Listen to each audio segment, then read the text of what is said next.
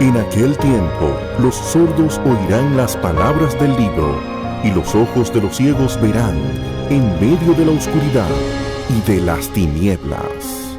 Entenderán. Ministerio de Sordos y Sordociegos de la Iglesia Bíblica del Señor Jesucristo. Lo malo. Es obvio que la iglesia en Roma estaba caminando bien en sentido general. Pablo tiene muchas cosas buenas que decir acerca de estos hermanos, como vimos por ejemplo en el capítulo 15 versículo 14. Pablo les dice: en cuanto a vosotros, hermanos míos, yo mismo estoy también convencido de que vosotros estáis llenos de bondad, llenos de todo conocimiento, y sois capaces de amonestaros los unos a los otros. ¿Qué más se puede decir acerca de una iglesia? Están llenos de bondad, están llenos de conocimiento. Y en el capítulo 16 versículo 19 le dice: la noticia de vuestra obediencia es conocida de todos. Sin embargo, mis hermanos, y esto es una advertencia como pastor de Iglesia Bíblica del Señor Jesucristo, que este año cumplió 43 años de existencia. Mis amados hermanos, por más madura que sea una iglesia, nunca podrá librarse de la amenaza de las falsas doctrinas. Es por eso que Pablo se ve en la necesidad de concluir su presentación del Evangelio con esta advertencia. Mis amados hermanos, este es un peligro que nunca debemos tomar a la ligera. Pablo dice, el Señor Jesucristo, en Mateo capítulo 7 versículo 15, advierte a sus discípulos: cuidaos de los falsos profetas que vienen a vosotros con vestidos de ovejas, pero por dentro son lobos rapaces. Vienen vestidos de ovejas, parecen ovejas del Señor, pero son lobos. Son lobos. Y esta es una advertencia que se repite una y otra vez en el Nuevo Testamento. Pedro nos dice en 2 de Pedro capítulo 2 versículo 1 que así como se levantaron falsos profetas entre el pueblo durante la era del Antiguo Testamento, así también habrá entre vosotros falsos maestros que introducirán encubiertamente herejías destructoras. Esto no es una mera posibilidad. Pedro dice: el diablo se encargará de introducir entre vosotros falsos maestros. Los falsos maestros siempre van a estar allí haciendo daño, sobre todo en una época como esta, en que los medios masivos de comunicación son tan eficaces para dar a conocer la verdad, pero también para esparcir el error. Y Pablo les dice: pongan atención, presten atención. Esto no es un juego. Así como el Evangelio edifica a los creyentes y los lleva a madurar y a fortalecerse en su fe, así las falsas doctrinas son un tropiezo para los creyentes y un arma de destrucción masiva para los incrédulos. Miles y miles van camino al infierno por haber abrazado un evangelio distorsionado, un evangelio que no predica claramente acerca del pecado, que no habla claramente acerca de la muerte sustitutiva de Cristo en la cruz, que no habla claramente del hecho de que nuestra justificación delante de Dios se obtiene únicamente por medio de la fe y solo por la fe en la obra de Jesús. Uno de los ataques más fieros de Satanás a través de toda la historia de la iglesia ha sido precisamente en contra de la gloriosa doctrina de la justificación por medio de la fe sola y de las implicaciones prácticas de abrazar este evangelio. Satanás conoce, mis hermanos, el poder del evangelio. El evangelio es poder de Dios para salvación. El evangelio es poder de Dios para santificación, y el diablo lo sabe.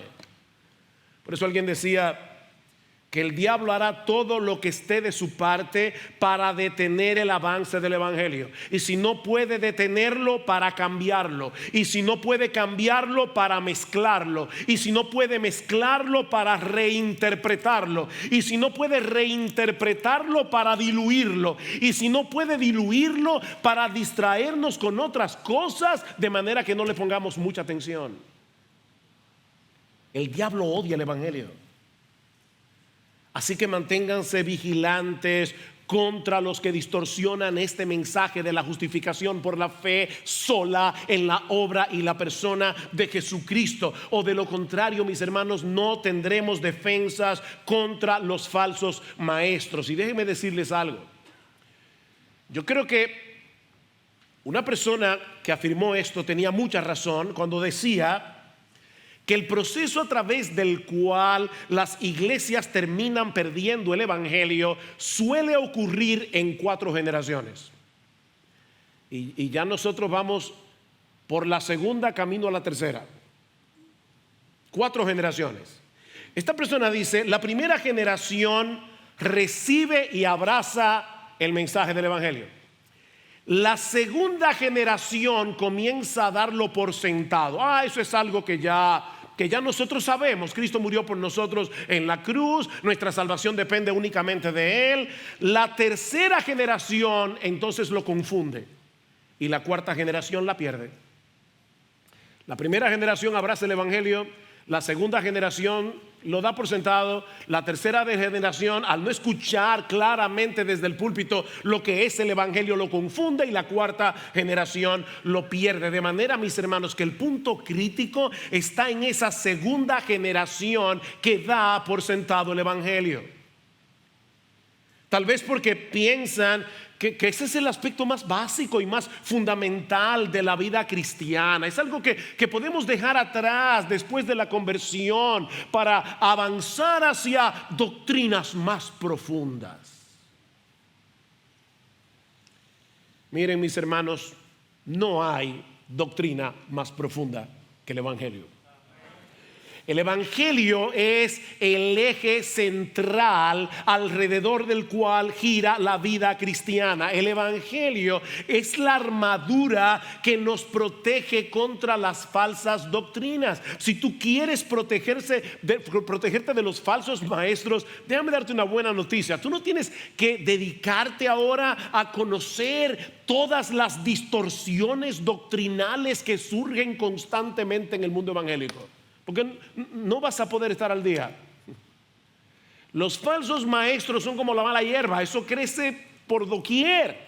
No podemos estar al día. ¿Te quieres defender de las falsas doctrinas? Conoce bien el evangelio.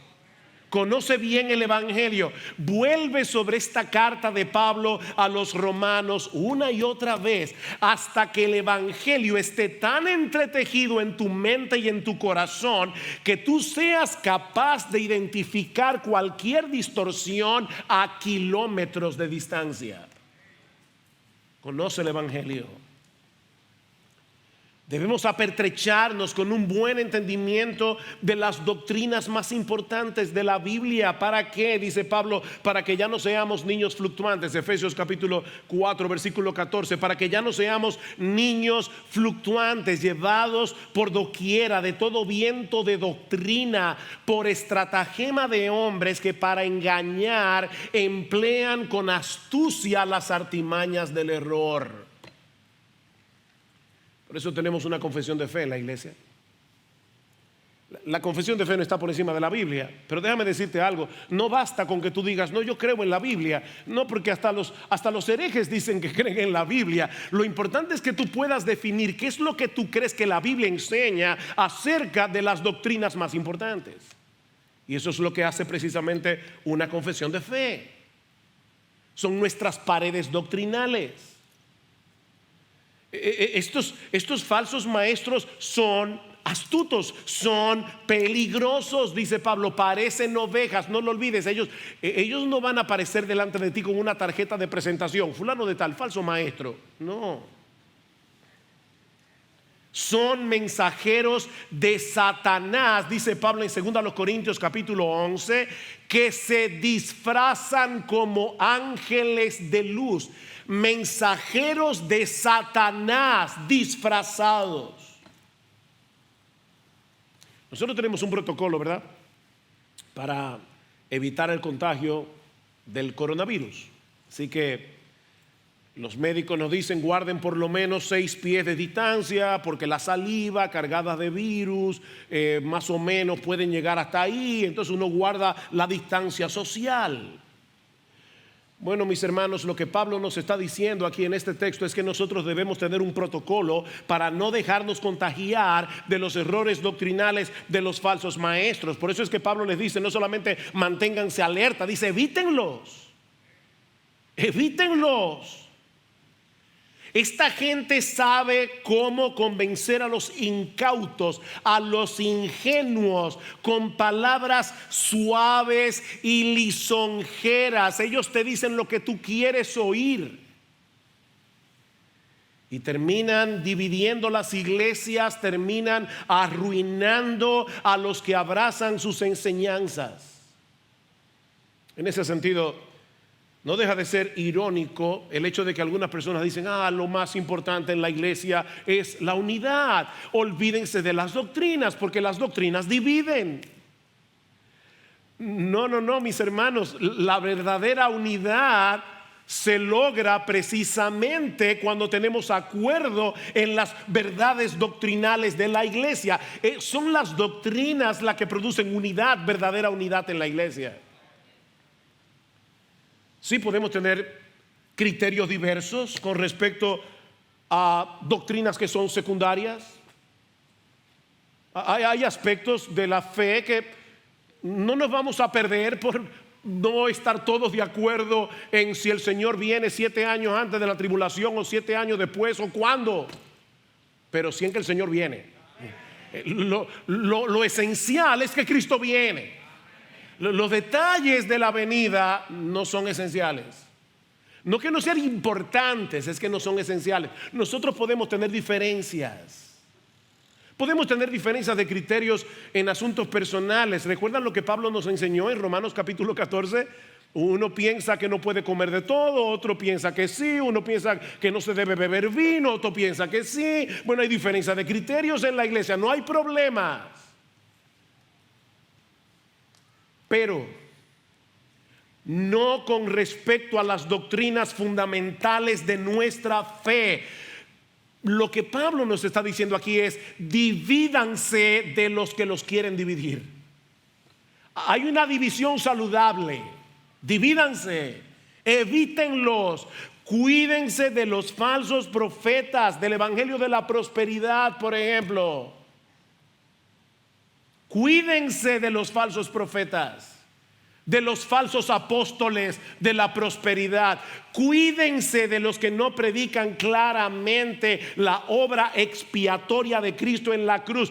Cuídense de los que no proclaman claramente el mensaje de la justificación por la fe sola.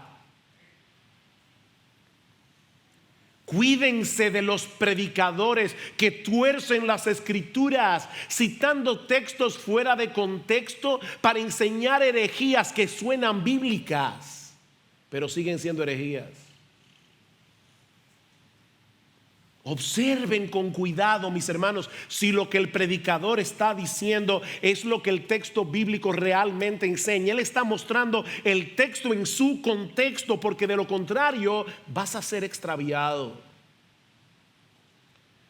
Hace unos años, una hermana me escribió de otro país de América Latina y me decía: pastor, tenemos un problema.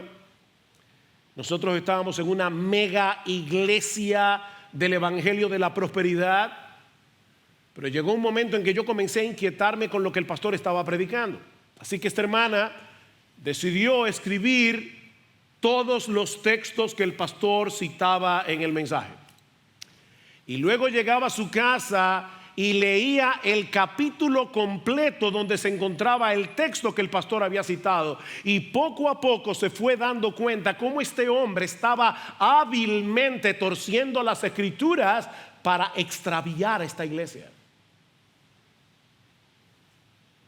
Y me escribe una carta diciendo: ¿ustedes no tienen un pastor que enviarnos ahora? Mi hermano, no seamos ingenuos. El hecho de que una persona cite la Biblia no quiere decir nada. El diablo se la citó a Jesús en el monte de la tentación. No seamos ingenuos. Vean lo que dice el versículo 18: porque los tales son esclavos, no de Cristo nuestro Señor, sino de sus propios apetitos, y por medio de palabras suaves y lisonjeras engañan los corazones de los ingenuos. El problema de esta gente no es intelectual, es moral. El Dios de ellos es su propio vientre, como dice Pablo en Filipenses capítulo 3 versículo 19. Ellos viven para su propio placer. ¿Y saben lo que hacen? Que en vez de querer acomodar sus vidas, su estilo de vida a las enseñanzas de las escrituras, ellos tuercen las escrituras para que encaje con su estilo de vida. ¿Ven el punto? Y no se contentan con hacerse daño a sí mismos. Pablo dice: no, ellos van por ahí tratando de engañar a los ingenuos con palabras lisonjeras, esparciendo su veneno por donde quiera que van. Como dice un comentarista, son oradores interesantes, cautivadores, convincentes y agradables. Y por eso, dice él, es fatal juzgar a una persona, a un maestro de las escrituras, por su estilo, por sus modales, por su habilidad para hablar. Dice él: no, la verdad es el criterio para juzgar a los maestros de la palabra de Dios. Y repito, hermano, ningún creyente, ninguna iglesia está exenta de caer en esa trampa. Versículo 19: porque la noticia de vuestra obediencia se ha extendido a todos. A todos. Era una buena iglesia, por tanto me regocijo por vosotros, dice Pablo. Pero quiero que seáis sabios para lo bueno e inocentes para lo malo. Esta iglesia estaba caminando bien, pero Pablo quiere que sigan caminando bien. Y de paso llama la atención el hecho de que Pablo no era el que había fundado esta iglesia. Pablo nunca había estado personalmente allí. Sin embargo, Pablo se gozaba cuando él escuchaba de la buena salud espiritual de esta iglesia. ¿Y qué era lo que causaba gozo al corazón de Pablo? No era el hecho de que en Roma había mucha gente. No era me gusta la música, me dicen que la música es energética. No, lo que le daba gozo a Pablo era la obediencia de estos hermanos a lo que conocían de las escrituras. Dice: vuestra obediencia se ha extendido a todos. Y por eso me gozo. Era una iglesia obediente en sentido general.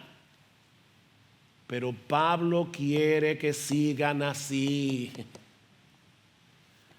Por eso los anima a ser sabios para lo bueno e inocentes para lo malo. O como alguien lo ha parafraseado: yo quiero que sean expertos para el bien y ni siquiera principiantes en el mal.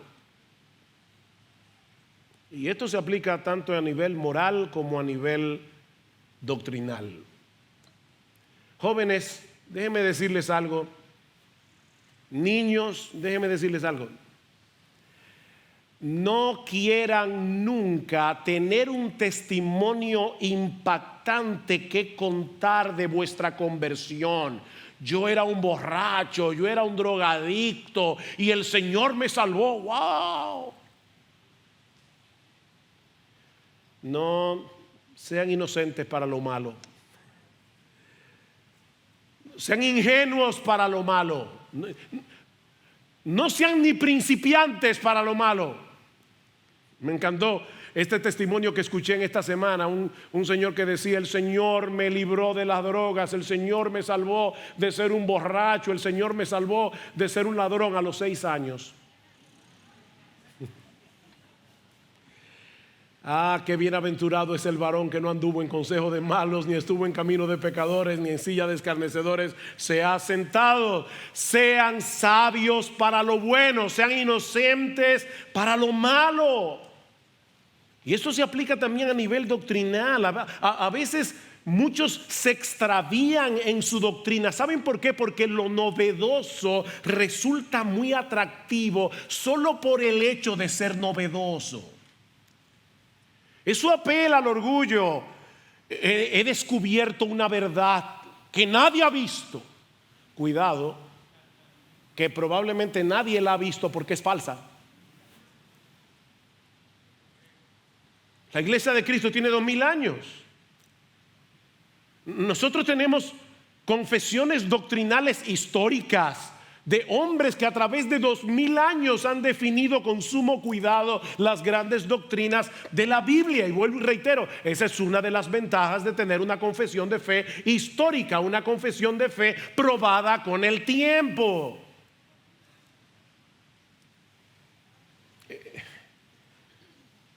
Miren, mis hermanos, muchos se han extraviado de la sana doctrina por la sencilla razón de que no se conforman con el simple mensaje del evangelio. Ellos desean algo que parezca más intelectual, más académico, más sofisticado. Ese no era el problema de Pablo con los corintios. Ellos querían ver en Pablo a uno de estos maestros que hablaba con mucha sabia palabrería y parecían inteligentes. Y Pablo tiene que decirles en el capítulo 1, versículo 23: pero nosotros predicamos a Cristo crucificado, piedra de tropiezo para los judíos, una necedad para los gentiles, mas para los llamados, tanto judíos como griegos, Cristo es poder de Dios y sabiduría de Dios. ¿Saben por qué? Porque la necedad de Dios es más sabia que los hombres, y lo débil de Dios es más fuerte que los hombres. Miembros de IBCJ, manténganse apegados al evangelio. Si el Señor no ha venido en 20, 30, 40 años, y los pastores que estamos ahora pastoreando esta iglesia, estamos ya 7 metros bajo tierra, y hay otros pastores y predicadores aquí, no permitan que desde este púlpito se deje de predicar el evangelio.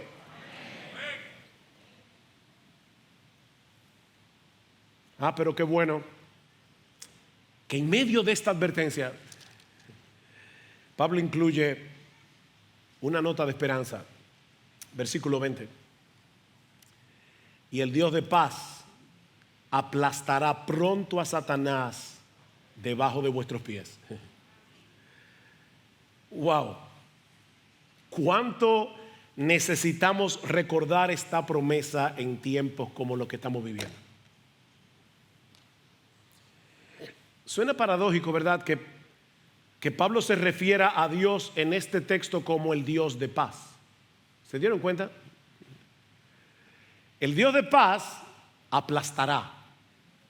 Uno esperaría que dijera el Señor de los ejércitos o el Todopoderoso aplastará a Satanás. No, el Dios de paz. El Dios de paz aplastará a Satanás debajo de vuestros pies. Porque Él es el Dios de paz, Él se encargará con toda certeza de que algún día reine por completo la paz en el universo que Él creó para su gloria y para el bienestar y el eterno gozo de su pueblo, cuando Él aplaste por completo a Satanás debajo de nuestros pies. Es de eso que se trata toda la Biblia, desde Génesis 3:15. Cuando el hombre cae en pecado, Dios le dice a Adán: yo voy a enviar a un Salvador que nacerá de la mujer y que va a aplastarle la cabeza a la serpiente. Y Pablo está diciendo: sí, esa promesa se va a cumplir. Pronto Satanás será aplastado debajo de vuestros pies. Claro, un pronto desde la perspectiva de Dios. Algo interesante es que esta es la única vez que Pablo menciona a Satanás en la carta a los romanos. La única vez. Interesante, ¿eh? Aunque tal vez lo hace de manera indirecta en Romanos 8:38 al hablar de los principados y potestades que no pueden separarnos del amor de Dios que es en Cristo Jesús. Y puede, lo más seguro, estarse refiriendo aquí a los demonios. Ahora, esta mención nos muestra por un lado que Satanás es un ser real, no es un mito, no es una leyenda, es un ángel de maldad que aborrece a Dios y aborrece a su pueblo con todas las fibras de su ser. Sin embargo, mis hermanos, el hecho de que Pablo haya mencionado al diablo una sola vez en 16 capítulos donde él habla tan ampliamente acerca del evangelio, nos enseña que la victoria de Cristo en la cruz debe poner en perspectiva la enseñanza bíblica sobre Satanás. Sí debemos tomar en serio al enemigo de nuestras almas, muy en serio, pero nunca debemos olvidar que ya Cristo venció, ya Cristo logró una victoria aplastante sobre todas las huestes de maldad en la cruz del Calvario. ¿Sabes cuál es la única arma con la que el diablo puede hacerte daño eterno? Tus pecados. Si el diablo pudiera presentarse en el tribunal de Dios y decirle a Dios: mira, esta persona hizo esto y esto y esto, y su acusación es veraz, te puede mandar al infierno. No el diablo, Dios, por su justicia. El problema es que Satanás, el problema no, la bendición es que ya Satanás no puede hacer eso. Si tú eres creyente, él puede traer cualquier acusación y Cristo dice: no hay problema, yo pagué por eso. Ya no hay condenación para los que están en Cristo Jesús. Cristo venció la muerte, Cristo venció al diablo, Cristo resucitó, está sentado a la diestra del Padre, y nosotros que estamos unidos a Él por la fe somos más que vencedores por medio de aquel que nos amó. Hay un balance aquí. Cuídense de las falsas doctrinas, manténganse firmes en el evangelio, no dejen de pelear la buena batalla de la fe, pero recuerden que ya Cristo venció. Ven, las dos cosas. Él ya está sentado en los lugares celestiales a la diestra del Padre, como dice Pablo en Efesios capítulo 1 versículo 20, sobre todo principado y autoridad y poder y señorío y sobre todo nombre que se nombra no solo en este siglo, sino también en el venidero, y sometió todas las cosas bajo sus pies. Eso ya pasó. Ya Cristo tiene su pie puesto sobre el cuello de Satanás y de todos sus demonios, sobre todos los poderes del mal. Pero por alguna razón que no conocemos, Él ha decidido no aplastarlos todavía. ¿Ven? Están bajo sus pies, pero Cristo no los ha aplastado todavía. Por eso es que Pablo dice en 1 Corintios 15:25: es preciso que Él reine hasta que haya puesto a todos sus enemigos debajo de sus pies. Y uno dice: por fin. Efesios dice que ya fueron puestos bajo sus pies. Ahora dice que es preciso que Él reine hasta que haya puesto a todos sus enemigos debajo de sus pies. ¿Cuál es la idea? Que Cristo ya venció a Satanás, su hueste de maldad está bajo sus pies, pero Él no los ha aplastado. Esa hora no ha llegado aún. Él se encargará de que algún día reine por completo la paz en este universo. Cuando el Dios de paz aplaste a Satanás. Y no sé si se dieron cuenta que Pablo dice debajo de nuestros pies. ¿Lo vieron? No debajo de los pies de Cristo. Nosotros estamos unidos a Cristo y su victoria es nuestra. Pronto Satanás será aplastado debajo de vuestros pies. Y mientras llegue ese día, Él nos dará la gracia para seguir corriendo. Versículo 20: la gracia de nuestro Señor Jesucristo sea con vosotros. La promesa y al mismo tiempo una oración. La gracia de nuestro Señor Jesucristo. De paso, y esto es algo muy sutil, pero noten que la gracia no es algo que Jesús nos da. A veces nosotros pensamos en la gracia como si fuera una cosa que Dios nos da. No, la gracia es una característica intrínseca de Jesús. Es la gracia del Señor Jesucristo, porque Él es el Salvador de gracia. Ese es su carácter. Él es un ser de gracia. De manera que el que no tiene a Jesús no tiene gracia, vive una vida de desgracia, porque la gracia solo se encuentra en Jesús. Déjame ver cómo te lo pongo.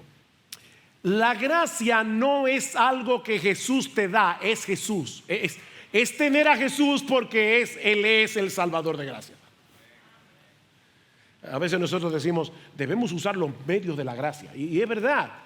Pero ¿sabes qué son los medios de la gracia? Medios que te ayudan a acercarte a Jesús y a conocer mejor a Jesús, porque Él es el Señor de gracia.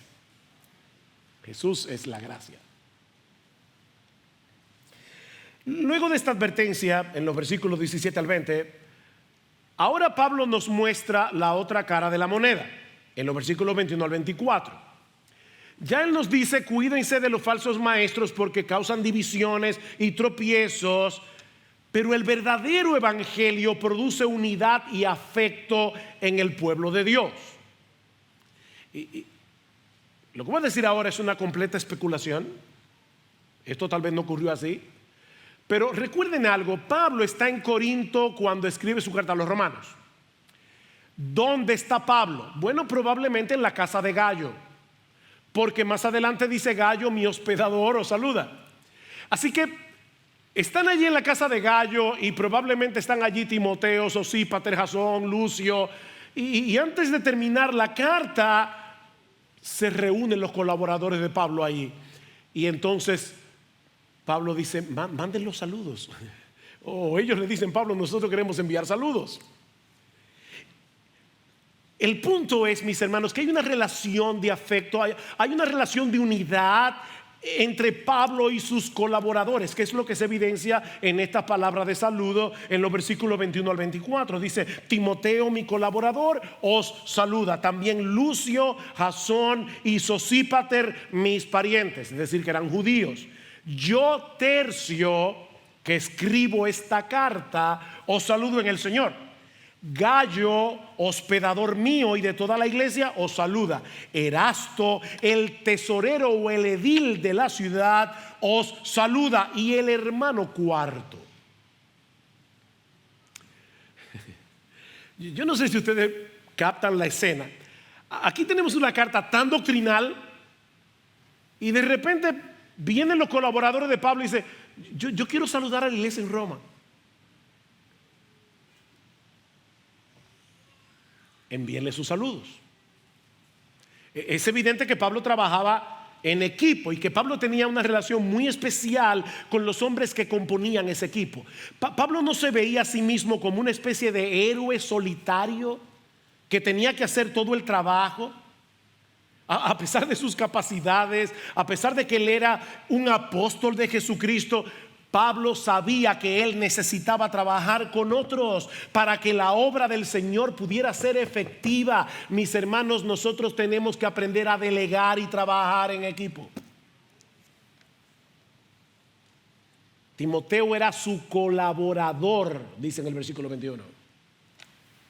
Pablo tuvo que depender de Tercio para escribir una carta tan extensa, tal vez porque recuerden que era probable que Pablo tuviera problemas de la vista o algún otro tipo de problema, pero Pablo necesitaba amanuenses, secretarios que lo ayudaran a escribir esta carta. Y Pablo quiere, inspirado por el Espíritu Santo, que tú y yo sepamos que él no escribió esta carta de puño y letra, fue Tercio. De paso, otra especulación, Tercio significa tercero y Cuarto significa cuarto. Y algunos piensan que tal vez Tercio y Cuarto eran hijos de un mismo padre, que no tenía mucha imaginación con los nombres. Así que probablemente tenía 4 hijos, primero, segundo, tercero y cuarto. No sabemos. Pero el punto es que hay un tercio y hay un cuarto. Gayo lo había hospedado mientras se encontraba en Corinto. Y no solamente a Pablo, o sea, de verdad, hermanos, qué glorioso eso. O sea, hay un hermano de buena posición económica que es el que hospeda a Pablo, y esa fue su contribución para el evangelio. Pablo no tenía problemas en depender de otros. Otra cosa que aprendemos de esta lista de nombres es que el equipo de Pablo era muy variado. Timoteo, Lucio, Jasón, Sosípater eran judíos, aunque Timoteo era medio griego. Mientras que Tercio, Gayo, Erasto y Cuarto son gentiles. Algunos tenían una buena posición económica, como Gayo, probablemente. Otros tenían una elevada posición social, como Erasto, que era el edil o el tesorero de la ciudad de Corinto. ¿Se dan cuenta el tipo de unidad que produce el evangelio? Personas muy diferentes. Las falsas doctrinas dividen, el evangelio unifica. Ahora, uno de los aspectos más interesantes de esta lista es el saludo de Tercio. Dice en el versículo 22, yo, Tercio, o sea, fíjense, versículo 21, Timoteo, mi colaborador. ¿Quién está escribiendo? Pablo. Versículo 23, Gayo, hospedador mío. ¿Quién está escribiendo? Pablo. Versículo 22, yo, Tercio, que escribo esta carta. Esta frase se puede traducir de dos maneras distintas, dependiendo de dónde coloquemos la frase en el Señor. O lo leemos como dice aquí, yo, Tercio, que escribo esta carta, os saludo en el Señor. O podemos leerlo, yo, Tercio, que escribo esta carta en el Señor, os saludo. Y personalmente yo creo que esa es la traducción más correcta, porque en todos los saludos que encontramos en los versículos 1 al 16 de Romanos 16, en ninguna parte se conecta saludo con el Señor.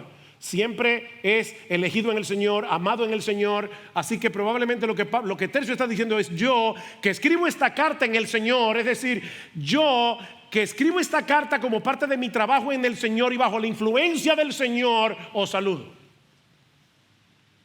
Entonces, ¿quién es el autor de la carta de Pablo a los romanos? Eso es como de qué color es el caballo blanco de Napoleón. Mis hermanos, ¿quién escribió Romanos? Bueno, Pablo, bajo la inspiración del Espíritu Santo, con la ayuda de Tercio. ¿Y por qué eso es interesante? Porque yo creo que de manera incidental este texto nos muestra algo del misterio de la inspiración bíblica. El misterio de la inspiración de la Biblia. Déjenme hacerles una pregunta. El saludo de parte de Tercio, ¿fue algo que Tercio decidió hacer sin consultarle a Pablo? O sea, él está escribiendo y de repente dice, yo, Tercio, sin que Pablo se dé cuenta. ¿O Tercio escribió su saludo bajo la responsabilidad y autoridad de Pablo? Bueno, evidentemente bajo la autoridad de Pablo. Tal vez el mismo Pablo le dijo, Tercio, envía un saludo. O tal vez Tercio le preguntó, ¿puedo mandar un saludo? Pero fue bajo la autoridad de Pablo. Bueno, mis hermanos, de la misma manera nosotros podemos decir que esta carta y todos los libros de la Biblia se escribieron bajo la autoridad y la responsabilidad de Dios, usando autores humanos. Esta es la palabra de Dios, escrita por hombres. Hombres a quienes Dios no anuló en sus propias personalidades. Tú lees a Pablo y conoces a Pablo, lees a Juan y conoces a Juan, pero sigue siendo la palabra de Dios. Y Cristo puede decir ni una jota ni una tilde pasará de la ley hasta que todo se haya cumplido. Es la palabra de Dios escrita por hombres. Mis hermanos, esto es un tesoro. La palabra de Dios.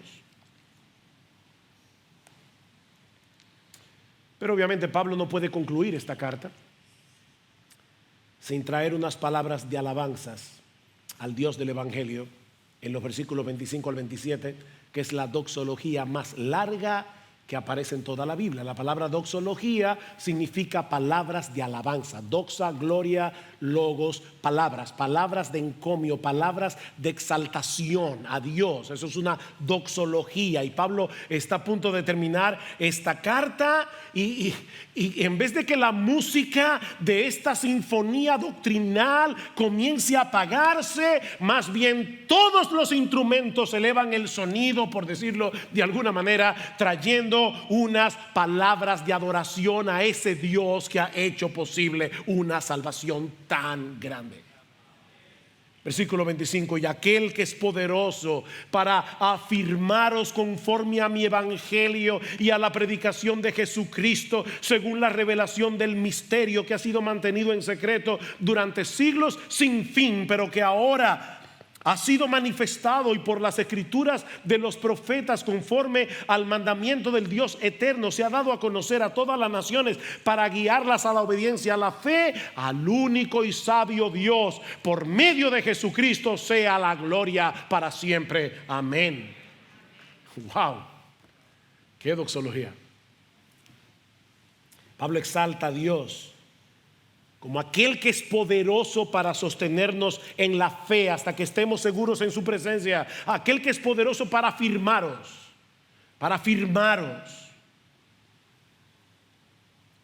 Y otra vez nos topamos aquí con la famosa paradoja de la soberanía de Dios y de la responsabilidad humana. ¿Ustedes recuerdan por qué Pablo quería llegar a Roma? Dice en el capítulo 1, versículo 11: a fin de que seáis confirmados.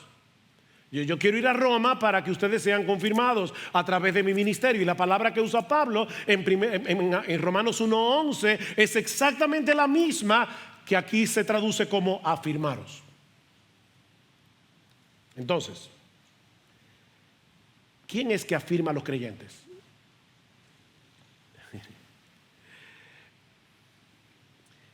Pablo está consciente de que solo Dios puede afirmar a los creyentes. Solo Dios puede hacer eso.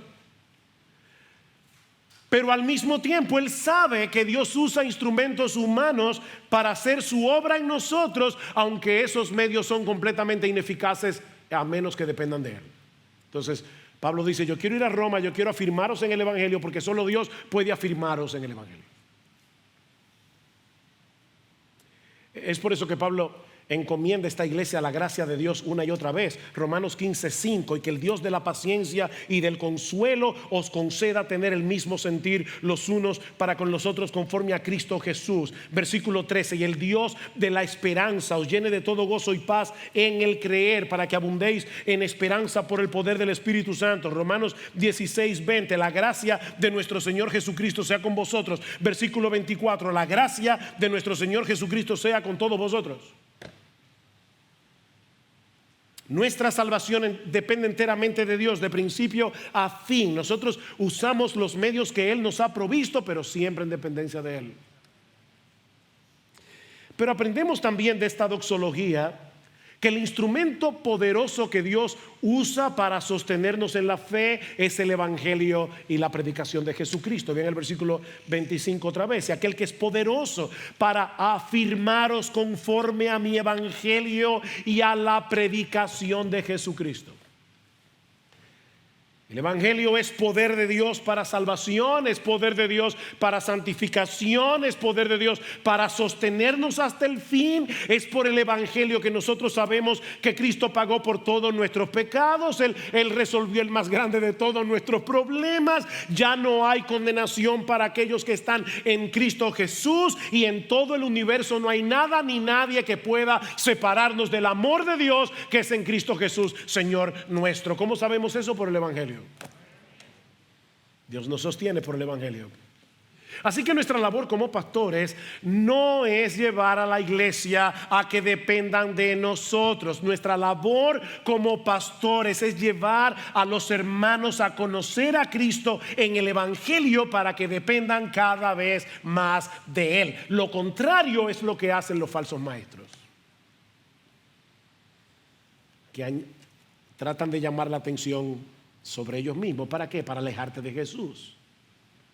advirtiendo a los corintios contra los falsos maestros. Pablo les dice en su segunda carta que él tenía temor de que así como la serpiente con su astucia engañó a Eva, vuestras mentes sean desviadas de la sencillez y pureza de la devoción a Cristo.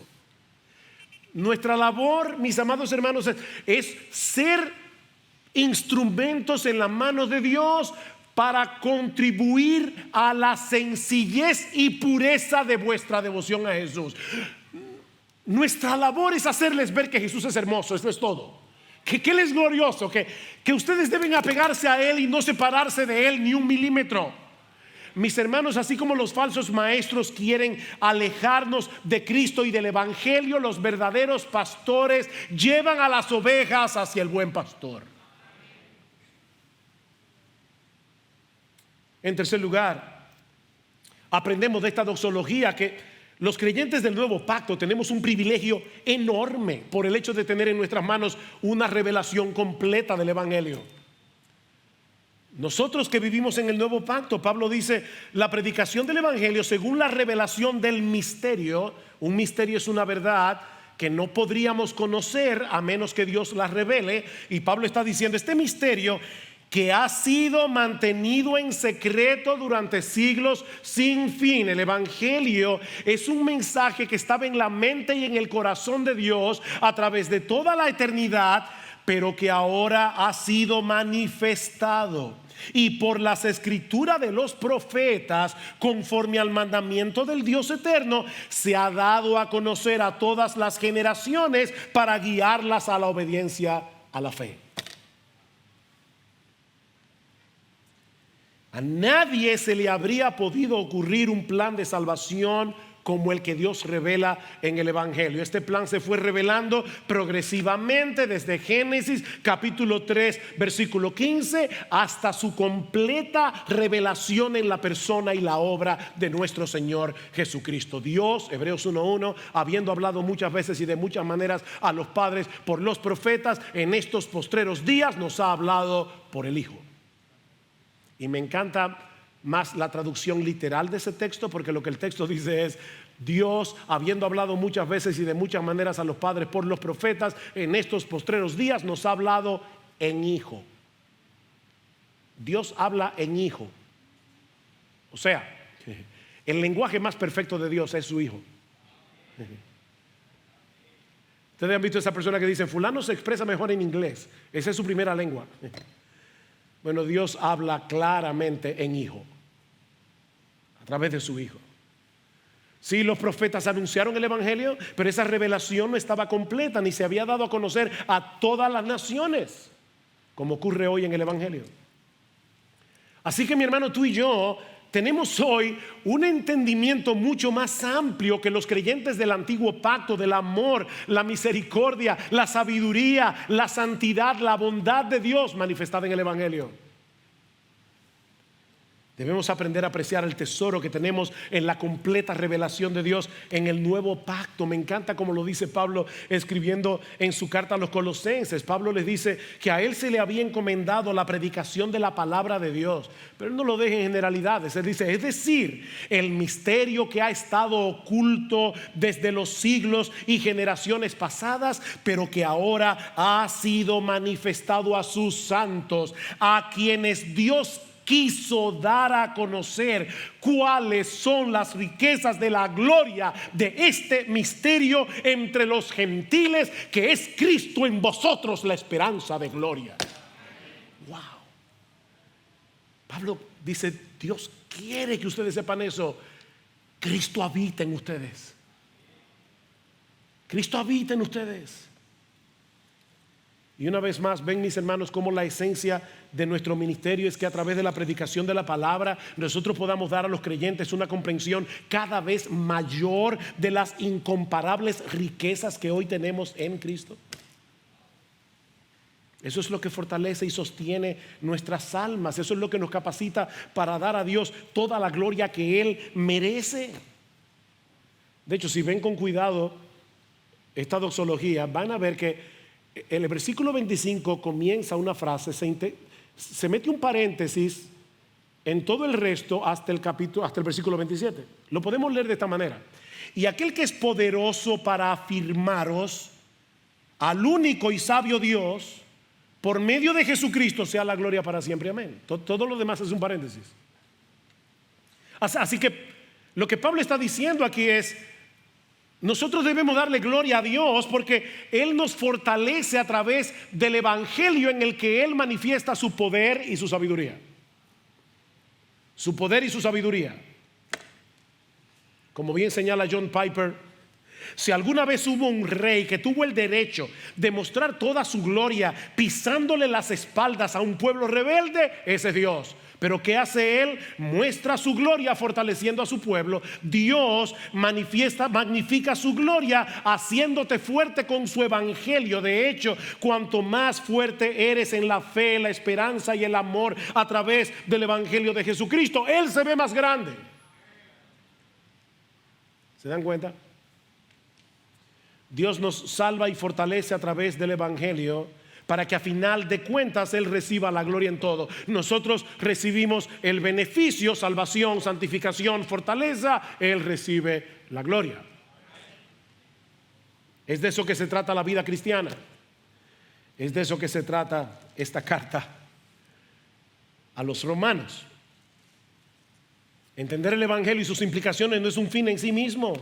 Mis hermanos, Dios nos fortalece por medio de su evangelio para que podamos enfrentar todas las dificultades con las que tenemos que lidiar en este mundo caído, glorificándole a Él en todo, aún en medio de la aflicción. Nosotros vemos en el evangelio el despliegue del poder y de la sabiduría de Dios, y cuando estamos en medio de una tremenda aflicción, no podemos decir: yo no estoy en manos de un destino ciego, estoy en manos de un Dios todopoderoso y sabio. Me lo demostró en la cruz, para que podamos ser instrumento también en sus manos al dar a conocer este glorioso evangelio en todas las naciones, para guiarlas a la obediencia, a la fe. De modo que todos juntos, judíos, gentiles, ricos, pobres, podamos darle gloria al único y sabio Dios por medio de Jesucristo. ¿Ven? Hay un solo Dios, un solo Dios. Y ese único Dios es infinitamente sabio, y Él ha desplegado su sabiduría salvando a pecadores como tú y como yo a través de la persona y la obra de su Hijo, nuestro Señor Jesucristo. Cristo es poder de Dios y sabiduría de Dios. Y aunque por ahora parece que Satanás está haciendo de las suyas,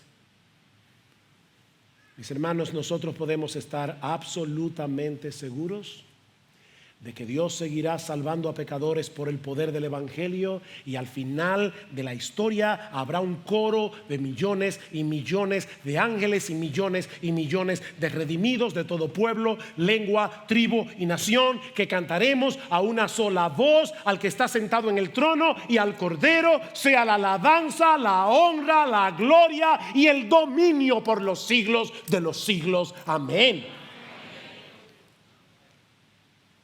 Solo me resta desear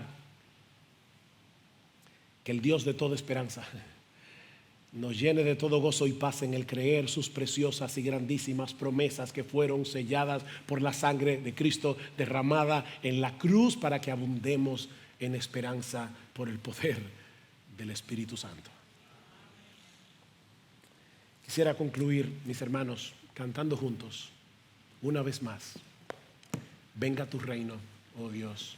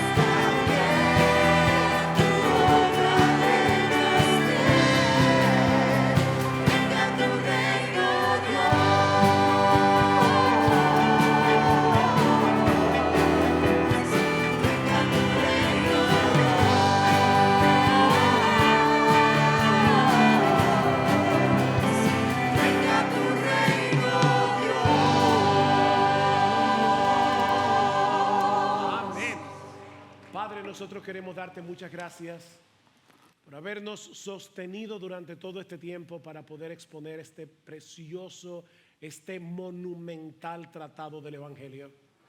Pero Padre, nosotros queremos suplicarte ahora, Señor, que estas verdades sean grabadas en nuestros corazones. Señor, que nosotros podamos vivir vidas que sean dignas del Evangelio, que nosotros podamos vivir a la luz del Evangelio, que nosotros podamos proclamar y modelar ese Evangelio, que nosotros podamos ser sostenidos, fortalecidos y protegidos por ese Evangelio. Oh Señor, bendice a Iglesia Bíblica del Señor Jesucristo y no permitas que nunca, hasta que Jesucristo vuelva en gloria, esta iglesia se aparte ni a derecha ni a izquierda del Evangelio de la gloria de Cristo. Oh Señor, cuídanos, guárdanos, protégenos como iglesia, guárdanos de los falsos maestros, pero sobre todas las cosas, Señor, ayúdanos a ser fieles a ti, fieles proclamando la verdad del Evangelio, fieles viviendo y modelando el Evangelio. Oh, viviendo para la gloria de aquel que murió por nosotros en esa cruz. Alabado sea tu nombre, a ti el único y sabio Dios. A ti sea la gloria en Jesucristo por los siglos de los siglos. Amén y amén.